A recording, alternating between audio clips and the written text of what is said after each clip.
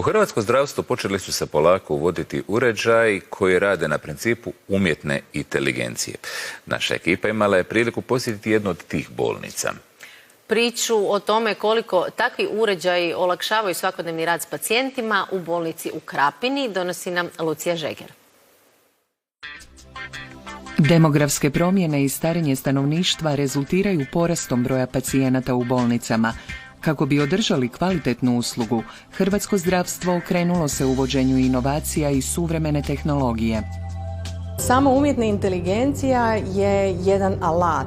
Dakle, njena najveća vrijednost je u analizi podataka i u automatizaciji procesa. Što kliničkih procesa, operativnih procesa, ali to je jedan alat koji pronalazi svoje mjesto u izrazito zapravo širokom spektru unutar zdravstvenog sustava i može se nalaziti uzduž cijelog puta pacijenta od prevencije, dijagnostike, upravljanje lijekovima, do personalizirane medicine pa do nekakvih bolničkih procesa kao što je planiranje rada liječničkog osoblja, medicinskog osoblja, automatizacija pisanja nalaza i sl. Institut Ruđer Bošković nositelj je projekta pod nazivom Umjetna inteligencija za pametno zdravstvo i medicinu. U suradnji sa 16 partnera ciljem je osnažiti inovatore koji razvijaju rješenja poput telemedicine, robotike i digitalnih asistenata. Trenutno smo okupili 16 partnerskih institucija u Republici Hrvatskoj u privatno-javno partnerstvo, te smo osigurali 3 milijuna eura sredstava na period od 3 godine, 50% financiranih iz programa Digitalna Europa i 50% iz nacionalnog proračuna.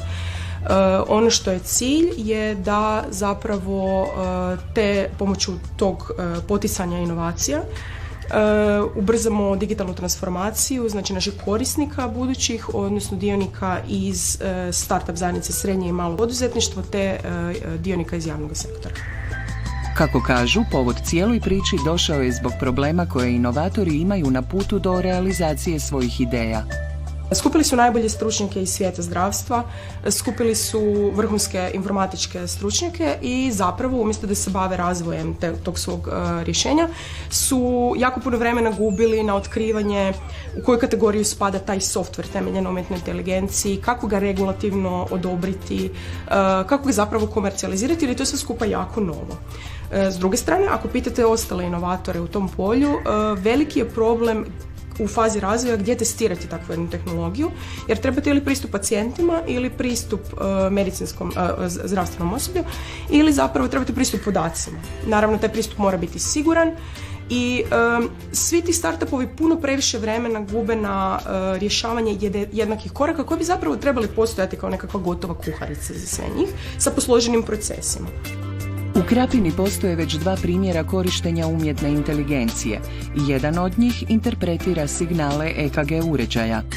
EKG, odnosno 24-satni holter EKG-a je zlatni standard u kardiovaskularnoj dijagnostici. No međutim, ono što ograničava dostupnost te usluge je upravo interpretacija tog signala.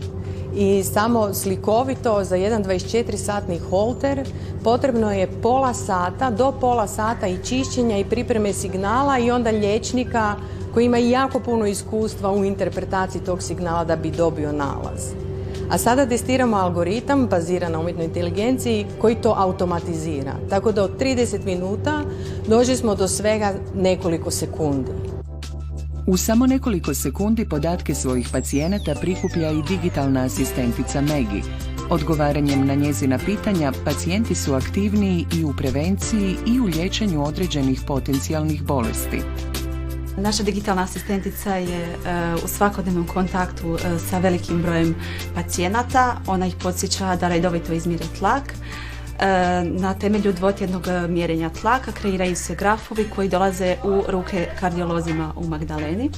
Na temelju tih grafova koje mi analiziramo utvrđujemo da li je pacijentu potrebna promjena terapije ili se indicira nastavak dosadašnji ukoliko su vrijednosti uredne. Dođete u neke godine, tipa 50-ak, imate 100 kila, stresni posao, 14-16 sati sjedite što u autu, što na poslu i dođe neka situacija, malo je tlak povišen, naravno s vremenom, i dođete u situaciju da bi trebalo to malo pripaziti.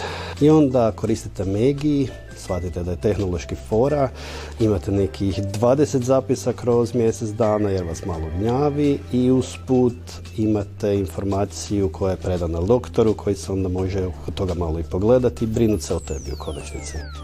Zadovoljni pacijenti znače i zadovoljne liječnike, a osim zadovoljstva, što može biti veća motivacija od podataka da umjetna inteligencija može spasiti više od 400.000 života godišnje.